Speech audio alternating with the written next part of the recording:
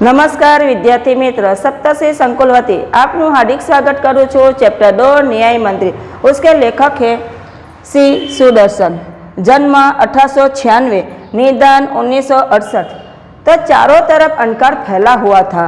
पूरा संध्या का समय था, चारों तरफ अंधकार फैला हुआ था। तभी बाहर से दरवाजा खटखटाया तो अंदर से ब्राह्मण शिशुपाल ने देखा। बाहर थोड़ा आधा दरवाज़ा खोलकर देखा कौन है, तो उसने देखा पूरा दरवाज़ा खोल दिया। पूरा दरवाज़ा खोलने के बाद उसने देखा एक परदेसी नवयुवक खड़ा है। तब उसने नवयुवक ने कहा कि मुझे आज एक रात काटने के लिए स्थान चाहिए, तो मेरे लिए तो अतिथि तो धर्मों की बात होती है। उसने अतिथि यानी कि परदेसी नवयुवक को घर में आने के लिए आमंत्रित कर दिया, उसका आदर सत्कार कर दिया। आदर सत्कार होने के बाद उसने वो दोनों साथ में एक कमरे में बैठकर दोनों बातें कर रहे थे कि पूरे देश में कैसे हो रहा थे, पूरे देश में अन्याय हो रहा है, कोई एक दूसरे की बात सुनते नहीं है। तभी क्या होता है कि उसने देखा कि एक बार मुझे न्याय का अवसर मिलना चाहिए। लेकिन तब बोलते हैं तो नवयुवक परदेसी क्या बोलता है, आपके बस की बात नहीं है। ये बोलना आसान है, करना कठिन होता है। लेकिन ब्राह्मण के लिए तो कोई भी चीज कठिन नहीं है। तो उसने एक बार मुझे मौका मिलना चाहिए। तो उसके बाद वो मुस्कुराकर बोले। फिर उसके बाद तुरंत ही तो परदेसी चुप रह गए। थोड़ी देर के बाद दोनों एक दूसरे के साथ वार्तालाप कर रहे थे। वार्तालाप करते करते दोनों एक दूसरे के दोस्त निकालने लगते हैं। दोस्त निकालना तो तुरंत निकल देते हैं, लेकिन उसको तो कठिन, जो दोस्त निकलते तो रहते हैं लेकिन उसको दिखाना कठिन है। तो दोस्त निकलना तो सुगम है यानी कि सरल होता है, लेकिन कुछ करके दिखाना हमारे लिए कठिन है। तो एक बार मुझे मौका मिलना चाहिए। तो ये कितना अन्याय हो रहा है, लेकिन फिर भी वो परदेसी सब कुछ सुनता रहता है। सुनने के बाद तो उसने कुछ नहीं बोला। परदेसी धीरे धीरे करके सब सुनता रहा, कुछ नहीं बोला। धीरे धीरे करके वो सो जाता है। सोने के बाद सो जाता है। उसके बाद सुबह उठकर उसने तो शिशुपाल को धन्यवाद देकर वहाँ से विदा हो जाते हैं। थोड़े दिनों के बाद एक सैनिक आता है। तो सैनिक आता है शिशुपाल के घर। तो शिशुपाल को बोला कि आज आपको सम्राट अशोक ने दरबार में बुलाया है। तब सम्राट अशोक ने दरबार में बुलाया है तो उसका कलेजा धड़कने लगता है। जब उसका कलेजा धड़कने लगता है, एकदम चिंता करने लगा था, अब मेरा क्या है, क्या कि कल मेरे घर वो परदेसी आया था, उसने सच्ची झूठी मेरे लिए जो बात कही होगी, इसीलिए सम्राट अशोक ने बुलाया था। डरते डरते वो दरबार में पहुंच जाता है। लेकिन दरबार में जब पहुंच जाता है तो उसने देखा परदेसी युवक कोई नहीं और सम्राट अशोक ही है। सम्राट अशोक उसको देख लिया तो कि ये ब्राह्मण है, तो आपको तो न्याय का अवसर चाहिए था ना ब्राह्मण देवता। तो थोड़ी देर के लिए तो वो कुछ नहीं बोले। शिशुपाल कुछ भी नहीं बोले, लेकिन फिर बोले कि पहले तो शिशुपाल घबरा गए, फिर बोले यदि सम्राट की यही इच्छा है तो मैं तैयार हूँ। ठीक है, आपको न्याय मंत्री घोषित किया जाता है। तो सम्राट अशोक की हाथ में जो अंगूठी थी वो उतारकर शिशुपाल के हाथ में पहना दी, क्योंकि न्याय मंत्री का पद देने से पहले उसको क्या करते हैं कि उसको राजमुद्रा यानी कि अंगूठी पहना जाती है, उसकी पहचान होती है न्याय मंत्री की। अब शिशुपाल न्याय मंत्री थे। उन्होंने राज्य की समुचित व्यवस्था करना आरंभ किया। उनके स्वरूप से राज्य में पूरी तरह शांति रहने लगी। किसी को किसी प्रकार का भय नहीं था। लोग दरवाजे तक खुले छोड़ जाते हैं। चारों तरफ न्याय मंत्री के सुभवन और न्याय की धूम मच गई है। सब लोग जाते हैं, कहीं भी जाते हैं बाहर तो दरवाजा खुला छोड़ के जाते हैं। कोई किसी को भय नहीं रहता था। सब अपने आप व्यवस्था होने लगी थी। जब शिशुपाल मंत्री बन गए थे, न्याय मंत्री बन गए, उसके बाद अशांति बंद हो गई थी और शांति, चारों तरफ शांति फैल चुकी थी।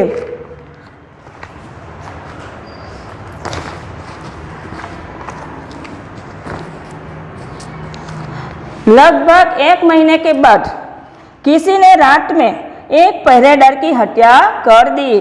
सुबह होते ही यह बात चारों तरफ फैल गई। लोग बड़े हैरान थे।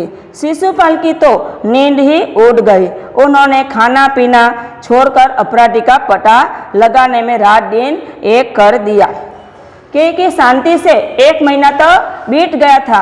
अब क्या होता है कि तब उसको पता चल जाता है क्या पता चल जाता है कि पहरेदार की हत्या कर दी थी। तो शिशुपाल की तो रात की नींद भी उड़ गई थी, खाना पीना सब छोड़ दिया था। तो उसने एकदम हैरान हो गए थे, अब क्या करेंगे। रात दिन एक कर दिया अपराधी का पता ढूंढने में।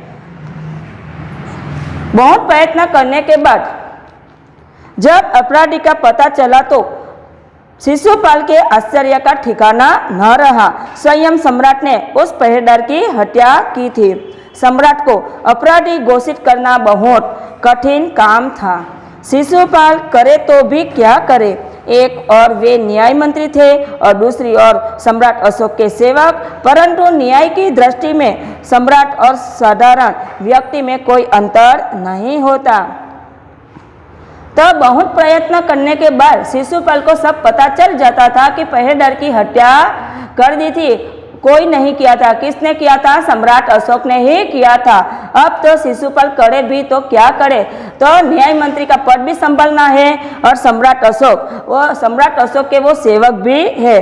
और न्याय की दृष्टि में देखा जाएगा तो सबके दोनों न्याय की दृष्टि में देखा जाएगा तो सम्राट भी एक साधारण व्यक्ति कहा गया है। दोनों में साधारण व्यक्ति हो या सम्राट हो, दोनों में कोई अंतर नहीं होना चाहिए। अगले दिन शिशुपाल दरबार में पहुंचे। सम्राट अशोक सिंहासन पर बैठे हुए थे। आते ही उन्होंने शिशुपाल से पूछा, अपराधी का पता चला? न्याय मंत्री ने साहसपूर्वक कहा, जी हाँ, चल गया। तो फिर उसे उपस्थित करो। न्याय मंत्री कुछ रुके, फिर अपने उच्च अधिकारी को संकेत करके बोले, धनवीर, इन्हें गिरफ्तार कर लो, मैं आज्ञा देता हूँ। संकेत सम्राट की ओर था। दरबार में निस्तब्धता छा गई। सम्राट का चेहरा क्रोध से लाल हो गया। वे सिंहासन से खड़े हो गए और बोले, इतना साहस? न्याय मंत्री ने ऐसा भाव प्रकट किया जैसे कुछ सुना ही न हो। उन्होंने अपने शब्दों को फिर दोहराया, धनवीर, देखते क्या हो, अपराधी को गिरफ्तार करो। दूसरे एक क्षण सम्राट के आंखों में हथकड़ी पड़ गई।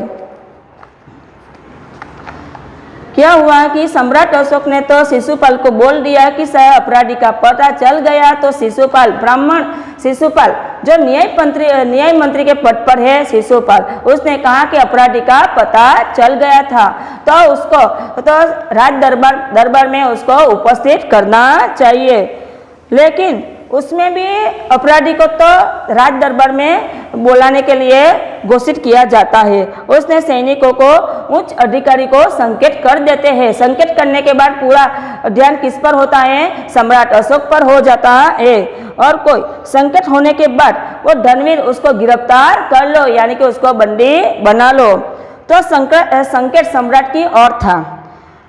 पूरे दरबार में निस्तब्धता छा गई थी। पूरे दरबार में शांति फैल चुकी थी। लेकिन सम्राट का चेहरा कैसा हो गया था? सम्राट का चेहरा एकदम क्रोध से लाल हो गया था। उसने तो सिंहासन पर खड़े हो जाते हैं और इतना तेरी साहस है, इतना तेरा हिम्मत है, ऐसे वो शिशुपाल को कहता है। कौन कहता है? सम्राट अशोक कहता है। लेकिन न्याय मंत्री के पद पर होते हुए शिशुपाल ने सुना न सुना ऐसा करके वो आगे बढ़ जाता है। फिर से वो शब्द दोहराता है, धनवीर, यह अपराधी को गिरफ्तार कर दो। दूसरे ही क्षण में तो सम्राट अशोक के हाथ में हथकड़ी आ जाती है। न्याय मंत्री ने कहा, अशोक, तुम पहरेदार का हत्या का आरोप लगाया जाता है, तुम इसका क्या उत्तर देते हो? सम्राट ओठ काट कर रह गए। क्या कि सम्राट ये सब कुछ सुनते हुए भी देखते ही रह जाते, कुछ बोलने में उसकी हिम्मत और साहस नहीं था।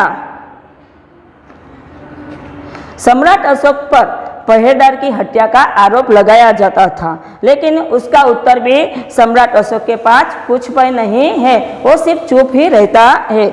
न्याय मंत्री फिर से पूछा, तो तुम अपराध स्वीकार करते हो? हाँ, मैंने उसे मारा अवश्य है, पर उद्धत था। सम्राट का उत्तर था, वह उद्धत था या नहीं? तुमने एक राज कर्मचारी की हत्या की है, तुम अपराधी हो, तुम्हें मृत्युदंड दिया जाता है। न्याय मंत्री ने निर्णय दिया तो क्या होता है कि उसने अपना अपराध तो स्वीकार कर लेता है सम्राट अशोक ने, लेकिन मैं इन्हें क्यों मारा था? अवश्य मैंने उसको इसीलिए मारा था कि उसका स्वभाव जो होता है वो उद्धत था, अविवेकी था, यानी कि इसीलिए मुझे उसको पहरेदार की हत्या करनी पड़ी थी। तब शिशुपाल बोलता है कि वो तो कर्मचारी है, उसकी हत्या नहीं करनी चाहिए, तुम तो अपराधी हो, क्योंकि सम्राट अशोक और आम व्यक्ति, सामान्य व्यक्ति दोनों एक समान होते हैं। सम्राट हो या साधारण व्यक्ति हो, अपराधी अपराधी होता है।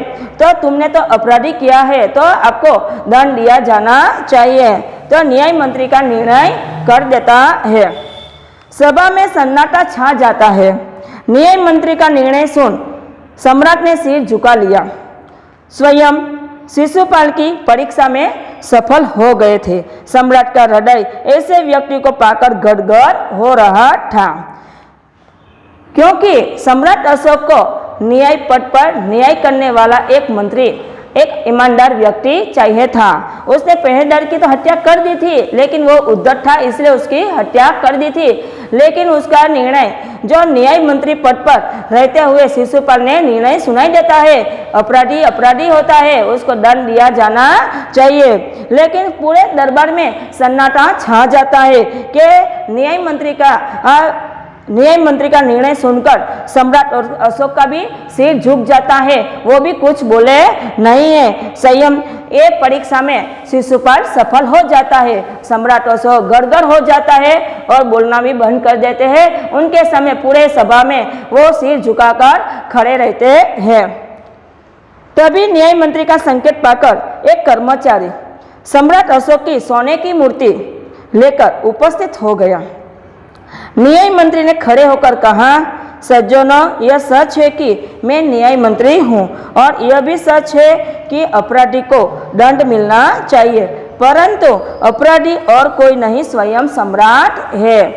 शास्त्रों में राजा को ईश्वर का रूप माना गया है, इसलिए उसे ईश्वर ही दंड दे सकता है। मैं आज्ञा देता हूँ कि सम्राट को चेतावनी देकर छोड़ दिया जाए और उनके स्थान पर इस सोने की मूर्ति को फांसी पर लटका दिया जाए, जिससे लोगों को शिक्षा मिले। लेकिन सम्राट अशोक को तो अपराधी तो है, उसको तो फांसी भी दी जाती है, लेकिन क्या होता है कि पूरे दरबार में सन्नाटा तो छा जाता है। इसीलिए एक कर्मचारी को संकेत करके उसको दरबार में तो सम्राट अशोक की एक सोने की मूर्ति बनाकर उपस्थित कर दिया था। और न्याय मंत्री ने खड़े होकर कहा, सज्जनों, यह सच है कि मैं न्याय मंत्री हूँ, यह भी सच है कि सम्राट अशोक है, यह भी सच है कि स्वयं सम्राट अशोक ने ही पहरेदार की हत्या कर दी थी, तो उनको भी दंड मिलना चाहिए। अपराधी और कोई नहीं, सम्राट अशोक है। शास्त्रों में राजा को ईश्वर मानता है और उसको दंड दिया नहीं जाता, इसीलिए मैंने सम्राट को चेतावनी देकर छोड़ दिया जाना चाहिए, लेकिन उनके स्थान पर एक सोने की मूर्ति रखकर उसको फांसी पर लटका देना चाहिए, तभी तो सब लोगों को उसका शिक्षा मिल सके, जिससे लोगों को शिक्षा मिलना चाहिए। न्याय मंत्री का न्याय सुनकर लोग जय जयकार कर उठे। जब सब लोग चले गए तो शिशुपाल ने राजमुद्रा सम्राट अशोक के सामने रख दी और बोले, महाराज, यह राजमुद्रा वापस ले लो, मुझसे यह बोझ नहीं उठाया जाएगा। न्याय मंत्री का न्याय सुनकर सब लोग तो तालियां तो बजाने लगे, सब उसकी जय जयकार करने लगे, लेकिन सब वहां से चले जाते, दरबार में जो उपस्थित लोग होते सब चले जाते हैं। तभी वहां सम्राट अशोक और शिशुपाल रहे। तो शिशुपाल ने राजमुद्रा अपनी अंगूठी से में राजमुद्रा निकालकर सम्राट अशोक के सामने रख देता है कि महाराज, ये राजमुद्रा वापस ले लो, ये भार मुझसे उठाया नहीं जाएगा। सम्राट अशोक ने सम्मान दृष्टि से उनकी ओर देखते हुए गदगद कंठ में कहा, आपने मेरी आंखें खोल दी, आपका साहस प्रशंसनीय है, यह बोझ आपके अतिरिक्त कोई नहीं उठा सकता। न्याय मंत्री निरुत्तर हो गए।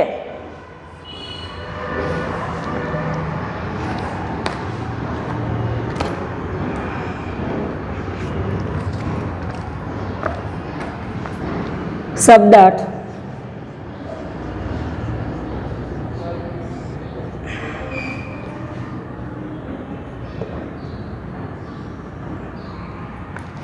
सौभाग्य,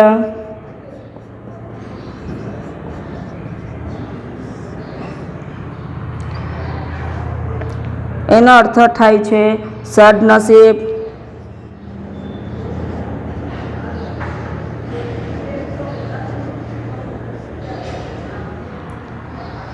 सुगम,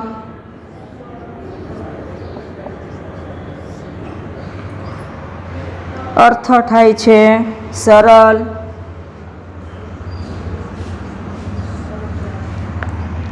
अवसर,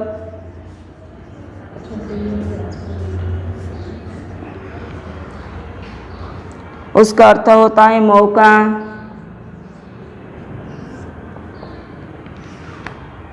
राजमुद्रा,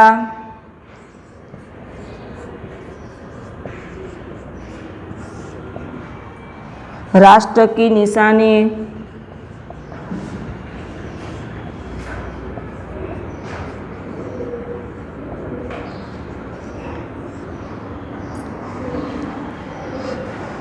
निस्तब्धता,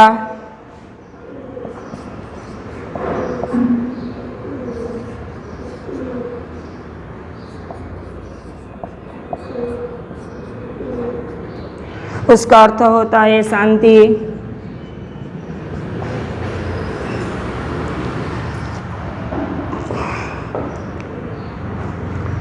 शब्द के अर्थ जो लेसन में यानी कि चैप्टर में आते हैं उसके अर्थ होते हैं। सौभाग्य, उसका अर्थ होता है सदनसीब, सुगम सरल, अवसर मौका, राजमुद्रा राष्ट्र के निशाने, निस्तब्धता शांति।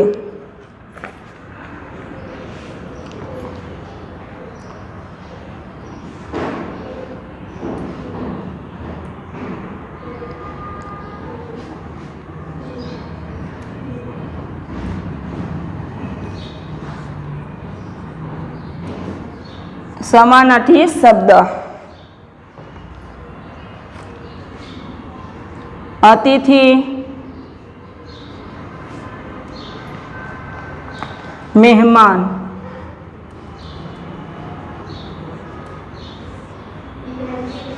सुगम,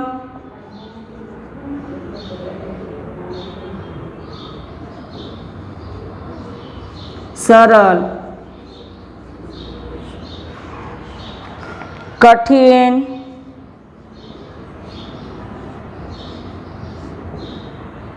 मुश्किल,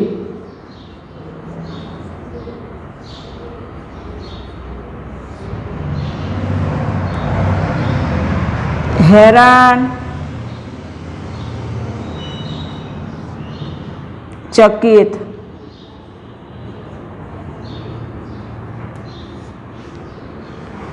निरुत्तर,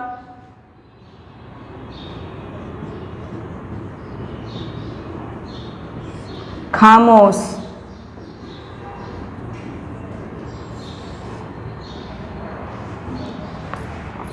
आ समानार्थी शब्द लिखिए। अतिथि, मेहमान, सुगम सरल, कठिन मुश्किल, हैरान चकित, निरुत्तर खामोश।